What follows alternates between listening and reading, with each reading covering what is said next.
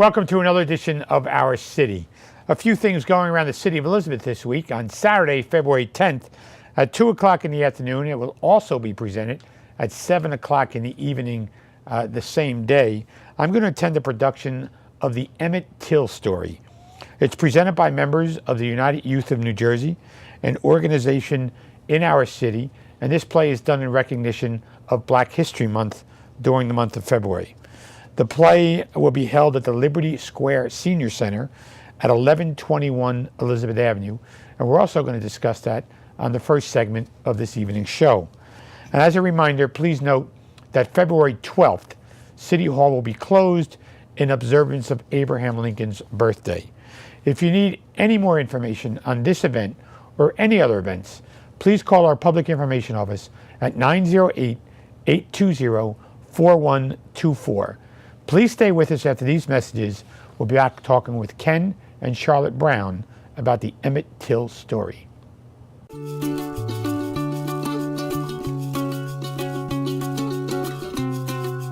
Why do we like it here?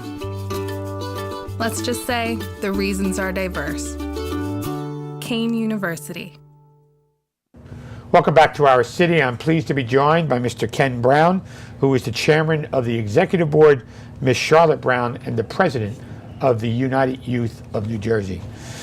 Husband and wife, Mr. and Mrs. Yes. Welcome to the show. Thank you. Thank you for having us. Every year we get together and talk Yes. about your work with the young people in our city. But Charlotte, why don't you go first? Tell us a little bit about how you all got started and about your background. Well, we're a husband and wife organization, and we've been running the United Youth of New Jersey for 23 years.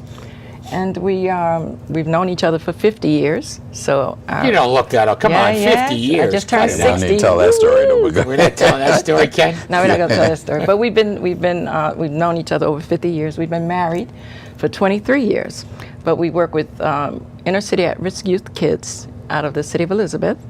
And it's an amazing program, and that's who we are and what we do. Ken, you got anything to add to that? No, I'm good. You're good. You're not going to. I think it's 24 years, but I'm not going to say anything. Oh, wow. This is cool. The guy knows more. Hey. Hey. I want to hear that story after the think it's camera's 20. off. No, you don't want to hear that 50 years story. ago. Yeah. We encourage young kids not to do that, but go ahead. United Youth of Jersey was your dream, something you started 23 years ago with a handful of kids, if I remember correctly, at the Mickey Walker Center, and now it's grown. And tell us maybe some of the successes and also some of the trials you had in putting that group together. Well, we started as a drill team, which was a way of attracting a lot of the girls, and then we realized we needed to incorporate additional programs to bring the boys in as well. Then we started a co-ed basketball team. But through the years, we've been going very successfully. And what we've done is we've created programs that attract them both, like the media program. We have an electronic sound and music program.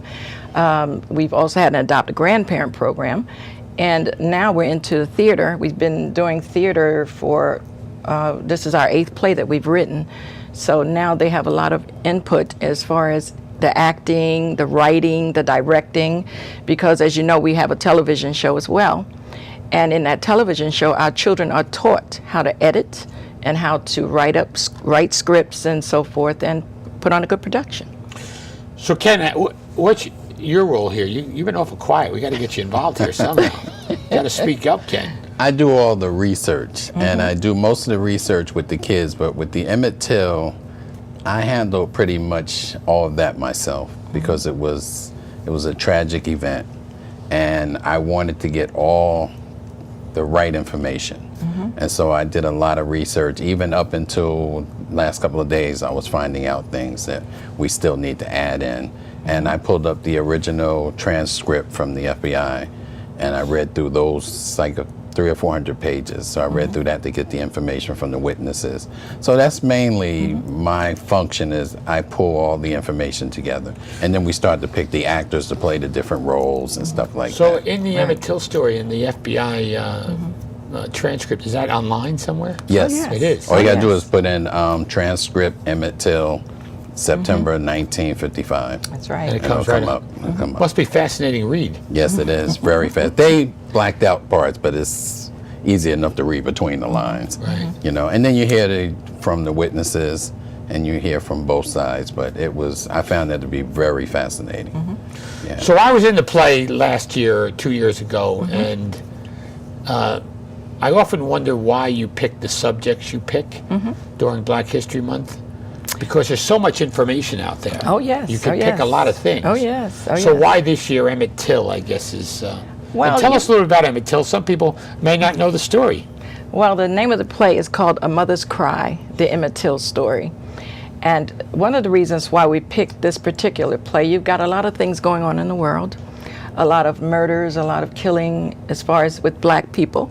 So what we had done is we're trying to find a way where we can get people that are not Black to understand why we get so angry when someone is killed, because this is something that didn't just start. It's been going on for generations and decades and decades and decades.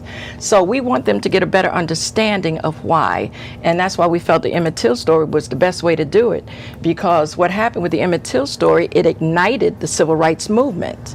And in doing so, we want people to understand this is why you get a lot of mothers that cry, you know, because when you see your child lying down on the street with a senseless death, you know, you have to cry about it. And people will cry, and they'll understand. So they won't be so quick to say, well, why are they getting so upset? They killed somebody over there last week. Yes, but this has been going on and on and on, and it needs to stop. So that's the message we want to get across to the people. So Ken, in your historical research, Emmett Till was a 14-year-old boy who supposedly whistled at a white woman in a convenience store or something, correct? And Yes. maybe you want to tell us about some of that historical And that research. wasn't true, but No, that part came out as a fabrication. That's but correct. But what I found to be very interesting is that you saw, and I know most people saw how the face was and how they chopped across the face with, like, I guess it was a hatchet, the back of the head was cut off. The face was really just totally messed up. But I think it was maybe 10 or 15 years ago, they exhumed the body. And then when they did I think it was x-ray or a scan, it showed that, you know, his wrist was broken, the femur bone was broken, which is like the hardest bone in the body, that was crushed. So there was a lot done to him internally that people just didn't see. That's correct. And that made it even worse. And the thing is, like, the mother just couldn't understand, why did you have to torture him like that? You know, even killing him was really bad, but you tortured him. And, you know, then they tied the fan around his neck and dropped him in the Tallahassee River. And that was, you know, and they dropped, I think it was 2 people. One was a reverend 2 weeks before that. Yeah, so that wasn't in the the first Tallahassee one. Yeah, River. there was a So whole there's a lot lot of of bodies, I'm sure, in that river.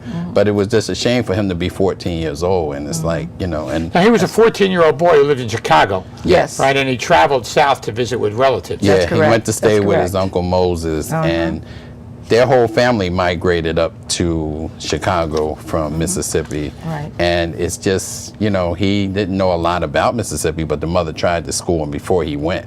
And that was But one it of the was just reasons. a Yeah, that sad- was one of the reasons why the incident happened the way it did, because when he was awakened at night and when he was taken from his home, before he was taken, they were asking him questions. But being from Chicago, he wasn't answering them correct. Like, he didn't say maybe yes sir, or, you know. The way he was answering them is the way he would be talking to anyone else that was asking him a question from Chicago, not from Mississippi. So they took it as offensive, and they immediately snatched that boy up out of his sleep from his house. And I just want to let you know, too, what we do with our plays is my husband does the research, and I bring it to life. I'm a good storyteller. I know. And it So makes are a you heck in of the a play? team. Well, I'm not. I'm Indirectly. gonna leave that. We're not I'm gonna gonna leave say that anything as a else about surprise. that, I don't want yeah. to tell you. I want you to come and see. So the question is, is a surprise. So, so Ken, when you talked about doing the research, and then Charlotte, you talked about assigning the actors and the actresses. How do you do that? You pull them from the drill team, the youth group, from the community, from the seniors? Yes, we do. We do all of the things you said. And one of the good things, we're like a Tyler Perry, okay? We have a tendency to repeat our actors, because one of the things that we found out over the years of writing plays is that a lot of people love to act, but they don't get a lot of opportunities to express and get their talent out there. I know, you we dragged have me out in one play. Hey, everybody has a I was dream. the president. I was the president of the NAACP, the That's first right. president, That's who was a right. white guy. That's correct. But didn't know that. Correct. That's Yeah. right. That's Didn't know right. that till you They were signed the Moorfield. role. That's Yeah. right. But see, that's what we want a lot of people to do, even this. And on the back of our brochure, not brochures, but on the back of our playbills, we have references where people can go to learn more about Emmett Till and his life and his mother's life. His mother was an amazing and a dynamic woman. She's being played by Ruthie Page Williams. Oh, I wonder who that woman is. So tell me, out of all the plays you did, we haven't done this one yet, but it's in. Do you have a favorite? Or do you? Wow. My favorite was MLK when they did the 4 girls got blown up in the church, and then we had It's a 5. the funeral, and we had the 3 caskets. That was in the pretty cage. moving. That was was moving. But Yeah. what's going to happen on this homecoming is going to top that It's going to be amazing. without a It's doubt. gonna This be is amazing. totally. I can't give it away, but it's Emmett Till will be there. That's all I'm gonna tell you. Yeah. That's. I think this is one of definitely- our best works ever. Yeah, because actually, we have the assistant president of United Youth in New Jersey is Yvonne Smith Larkin over the Smith Funeral Home. She's actually sculpting a body to look just like Emmett Till looked, and we have it in detail. We did my husband shot as she was. Because they took a picture of the of Emmett Till in the That's coffin. correct. That's correct. But she's actually constructing the body with the whole body lying in the casket and the whole. Yeah, it's because gonna we be did the amazing. body a few days ago, then we did the hand. Next week we're going to do the face, and then we'll put it in the casket. But it's an amazing, But it's, amazing work. She does a beautiful job. But it's just that we want the people to understand it's not actually Emmett Till's body, but we want them Well, to let thank them God know. for Thank that. goodness for Yeah. that, right? But we want them to know that a lot of work went into this to get you to understand and to see and to make it more personal, so you actually feel like you were there. So you told me this year the play sold out. So obviously the response from last year's play. Oh my goodness. Oh my goodness. It's been overwhelming, reaching people from all over. Even this year, we got people from South Jersey. We have them New from York. New York and Bergen County. yeah, we have them all over. They loved Black Wall Street, but next year, we're working on our I was just going to ask you, you working on next year already? Yes, we are. Of Yeah, course we Harlem are. Renaissance. Harlem Renaissance, another Black Wall Street. That's the name of the play, the Harlem Renaissance, another Black Wall And we Street. have the pastor from Mount Teman, Mount Teman. Reverend Britt. He's in the play. He's doing the eulogy, actually. So we're yeah, still yeah. involved in the community, even new Yeah. preachers that come into the area. Yeah, he's relatively new. Nice yes, guy. he is. Very Oh, nice he's guy. doing Very a nice. fantastic And he is amazing. job. He is amazing. Yeah, He's he's still, like I asked him, is everything going good? And he said, I'm still trying to grab this. And I said, well, what do you mean by that? He said, because his story is Yeah, it's it's just, very emotional. It's so emotional. He said, I want to make sure I get it right. So and he's. Now you're letting he's the doing a preacher great wing it, job. or is he going to? Oh, no. No, no. Well, he had a he's lot going of according input. to Yeah, script. but he had a lot of input into Okay. the script, because when I wrote it, he sat down and he asked me, would he be able to, add to? I said, sure you can, because that's one of the things we do. We allow our actors to be able to act and add and. Because so he took forth. some of the scripture from the actual eulogy, and then he can just expand on that. Right. So So how do people get a hold of you if they want to, either participate next year or come see the play this year? Well, we're housed at the Mickey Walker Community Center, and we're there 6 days a week. After school, we're doing homework, so we're always there from 3:30 to at least, during the playtime, we're at least there till 8 o'clock at night. At the Mickey Walker Center, that's located at 860 Anna Street in Elizabeth, New Jersey. And if they want to call, they can call us at 908-943-2250. An email? I'm sorry, 527. I said it wrong. And then number. go from the top with that. yeah, start Yeah. again, because I'm Okay, there. Who yeah. number is that? Yeah, uh-oh. If they want to contact us by phone, they can reach us at 908-220-5279, or they can email us at brown12@optonline.net. Thank you. I look forward to watching the play next Saturday. I can't wait. It's going to be amazing. It'll be fun. I've Yeah, seen, I think, all of them. Yes, And, you've been very, thank you for I was your in support. one. Yes. Which Yes. was a bit of a challenge because, You did good, though. yeah, very a well. couple of lines. Yeah, you were a hard act to follow. George Yeah, tried, yeah. though. I tried to He's in this one, too. because I was away. I was away Yes, for the yeah, for daughter the had a game. Remax. That's Yeah, right, yeah, that's my right. daughter had a game. Yeah. So I'll see you on February 10th, and I want to Excellent. thank you both No, thank for you. taking the time to join us on the show, and thank you for your work with the young people You're more than in our welcome. city. You're welcome. Okay, thank you. For Ken and Charlotte Brown, the United Youth and the United Youth of New Jersey, please stay with us after these messages. I'll be back with Eduardo Rodriguez the Director of Policy and Planning in the City of Elizabeth. We're an American original, dependable, historic, nuanced, with all the comforts of home, even when you're just visiting. So we're celebrating for all that we've left untouched and all that we've changed. A place where the past meets the future. So consider this your invitation. We've been celebrating here in Elizabeth for 350 years, and we're just getting started.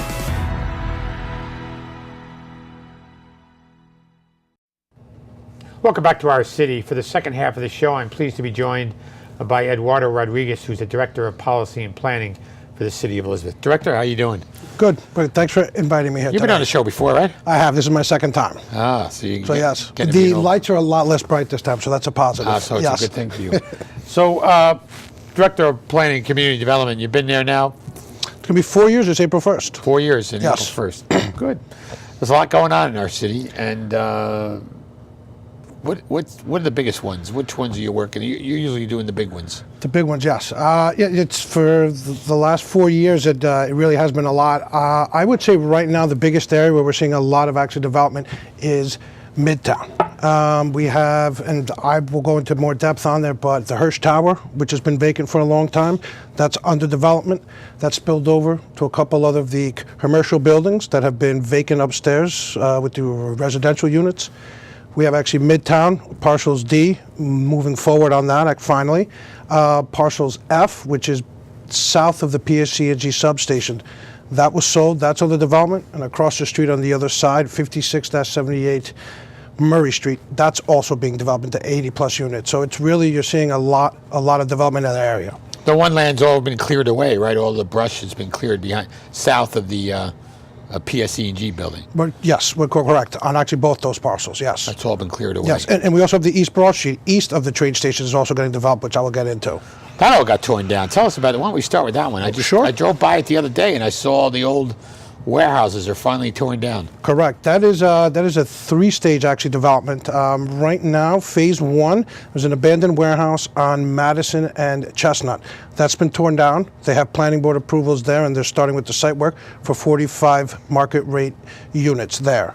Further down the street on Chestnut, the old Coin Depot site will be before the planning board this year also, and that's going to be 300 market rate units full of amenities, rooftop bar, all commercial on the first floor, and one parking for each of the units there also. So that's And they're all within walking distance of the train station. The new station is going to have an entrance on Chestnut Street there, so that will literally be 1.5 blocks For them to from the get there. train, correct. And then the third phase will be on Magnolia and Walnut Street also there, but that's probably 2020. So one of the ones, projects that a lot of the neighbors are concerned about too is the old Elizabeth General Medical Site. I mean, a lot of people who live in Elizabeth were born there. Yes. And it's coming down slowly, but it's why there's this. Tell us about that issue. That was, yes, very large building. There was a lot of asbestos in there. That was probably a $6 to $8 million just asbestos removal contract, just to remove all of it. That was supervised by the DEP, and they did sign off on it that it's all been gone there. They're now tearing down the building bit by bit. As I drive past every day, it's really good to see the progress being done on it. They should be finishing demolition probably at the end of March, and they'll be moving forward there with about 270 residential units, which will be done in two phases. One on East Jersey Street, which the first floor will have commercial space. Have underground parking there for the actual retail, and I think something which is going to be great coming off of 1 and 9, they're going to have a 7-8-story glass structure that will be what do you call it, the new thing you see when you come down instead of the old building on there. And then the second phase, they're doing on top of the garage and next to the garage. On top of the garage, they're going to do 3 stories with panoramic views of Manhattan and all of the city. And that section over there is 120 units, and the one on Lafayette is about 150 on there. And that's construction will probably end the end of 2019, beginning of 2020. And over there, it's ample parking. It's about 500 spots also. So there's ample parking for the number of units. Yes. It's not going to crowd the neighborhoods. No, it's not. The Hearst Tower you talked about, that's an underutilized office building, and for a long time there, it hasn't gotten the use. But what they want to do sounds really creative. Yeah, I think it's going to be very, very transformative for that area there. They're going to they're looking for approvals for about 90 to 95 units, studios, 1 and 2 bedrooms. Over there, they're gearing it towards more the commuter type, being that it's so close to the train station there also. Rooftop bar, they're going to remove, I think, the 8 antennas that are on the roof right now. Remove all those antennas and do an open area bar / actually a restaurant there. The first floor and the basement will be full of different types of amenities. Gym, some retail also, and I believe it'll be the first building with a 24-hour doorman also in the actual city. They are going to get one there too. Yeah, I'm looking forward to that. Very good, absolutely. That's, So, yes, that will add a touch of class to that building and people coming in and out. very good, very much so. We're not only doing housing and market rate housing and affordable housing, but we're also doing distribution centers and warehouses. We already have Fedway, which Correct. is a major liquor distributor. Now I'm told that we're going to have Allied Beverage, which is their competitor. So we're going to be the liquor distribution capital of New Jersey, I would guess. We are, and they're going to be within 2 blocks of each other. This is the old FedEx site, I think on Kapkowski and North Avenue East. Prologis is the developer, and after going back and forth with them, we were able to secure them coming in and doing, I think, about a 450,000 square foot warehouse. It's going to be very high tech, just like the one across the street for Fedway. It will create jobs, and again, also it's going to be the liquor distribution center probably of the state. So yes, I don't know number 3 and 4 competitors, but I don't think there's much space on there because most of that's also getting developed down there. The Housing Authority. You've worked with them on some new initiatives, funding for projects. Tell us about some of the collaboration we have with the Housing Authority. We've been working with them very closely. They just received about $10 million of tax credits to develop various abandoned buildings on First Street and 3rd Street. Each of those will create 30 new affordable housing units here for the city for a total of 60 units. Over there, we were able to leverage the tax credits, home money, which is the federal entitlement, and CDBG also. So it really has been a big partnership with the Housing Authority, HUD, and also the city of Elizabeth. When do you think that can get started? I mean, that's always a little slower dealing with the Housing Authority, right? But, Correct. Right now, I believe they're trying to price the tax credits out and get the final drawings in place, but they do plan on having a shovel in the ground probably at the end of 2019 or at the beginning of next year. So is the market good for tax credits right now or no? I think it's in flux right now, being with the tax cut that we have. Obviously, the value of them is going to drop a bit because before people were saving 35–40%. Now I think it's going to be much lower. So what do you call it? That I think is why this may be delayed a couple months because they haven't gotten the actual See if pricing the market down. for the tax credit can grow. That's correct. The mills at Jersey Gardens announced an expansion and it's moving but slower. Yes, they are. Well, one more thing on the Housing Authority, the old building on First Street, Marina Village, about 30 affordable units that were taken off the market. They were just awarded $2 million from HUD to actually rehab those units, so we'll get another 30 of those back probably by the end of 2020. So And Marina Village is located on First Street, First Street. down in the port, yes. Right. So tell us about some of the other projects, 101 Broadway, 201 First Street, why we're in that neighborhood. Correct, yes. Those were recently purchased by CAPSI, which is a nonprofit housing developer. These were 2 vacant, hoarded up buildings that they received home money from the city of Elizabeth last year. And they're going to be bringing back on there about 30 affordable housing units there. So within the next 2 to 3 years, we do have a lot of market rate coming online, but we are going to get back on about 120 to 150 affordable units, which I think would be very beneficial to the city. Yeah, I agree. I mean, you just can't keep building market rate housing without taking care of the population that's lived here for a lot of years. Correct. Especially the working poor, people who are out there working and just can't afford the $2,000 rents. So yes. Yeah. So and rents in the city of Elizabeth are exceeding $2,000 a month. They are. We still comparatively are cheaper than most of our neighbors in the north, but yes, they are. What do you got there in the $1,900 to $2,000 range for the 2-3 bedrooms? So there are some places in Elizabeth in the development in the economic warehouse and distribution and industrial area, land's going for almost $1 million an acre. We got something, you're right, 1 million. I would even say with the last year was probably cheap. South Front Street was a 10-acre parcel there, sold for 17 million. And that was not vacant though. So that was about 1.7 million. I believe that's the highest sale that we have in the actual city so far. I gotta tell you, I never thought land in the city of Elizabeth would be selling for $1 million an acre in the industrial Yep. part of the community. Vertigo, very true. Very true. So Jersey Gardens, we've had some successes out there. It's probably one of the best malls in the entire state, especially when it comes to the market that they attract and the retail stores that are there. Tell us about the work that's going on with Jersey Gardens to entice them to do more. We're looking now, we're going to finalize the last agreements there for the 370,000 square foot expansion. It's going to be a 7-story parking deck.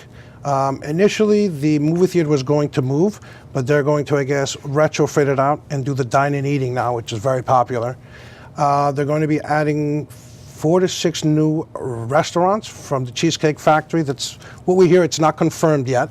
Those type of large restaurant, like national chains. And they're also bringing in more high-end outlets. We're hearing the Pradas, the Gucci's are looking to come into the mall also there. Because they attract, I believe, anywhere from 20 to 25 million international visitors there, so they're really trying to capture that market. Yeah, the amount of traffic that goes through the Jersey Gardens Mall, not only from the airport, but people who are living or staying in this area, has about 20 million people a year. That's a lot of people. It is. And just to show you there, I think it's New Jersey Transit's most profitable bus line. A lot of people they bring in from Manhattan and New York and all around Jersey there to the actual mall. So. Well, I have to commend Governor Murphy for shaking up New Jersey Transit, because 4 years ago we were awarded a train station and it's not going anywhere, and the leadership over there is horrible. No, I feel much better now. I believe he just appointed someone from a large transportation company, AECOM, that does this in the private sector, so I think that's a good start. And I do see, hopefully we do see something with the Midtown train station now, because it has been a long time. With the economic development going on in Midtown, the train station would be a great companion to all of that. It would help foster the economic growth even quicker, I believe. Absolutely. Yeah. Well, Director, I want to thank you for taking the time to join us on the show this evening. I appreciate all of your efforts in making sure Elizabeth and the tax ratables continue to grow in our community. Thank you very much. I want to thank Eduardo Rodriguez, a Director of Policy and Community Planning here in our city, as well as Mr. Ken Brown and Ms. Charlotte Brown for their work with young people. The story of Emmett Till on February 10th at the Liberty Center on Elizabeth Avenue. If you got time, check it out at 2 o'clock or 7 o'clock on February 10th. They do a great job with the United Youth of New Jersey and young kids here in our city. I'm Chris Bolwage. We'll see you next week on another edition of Our City.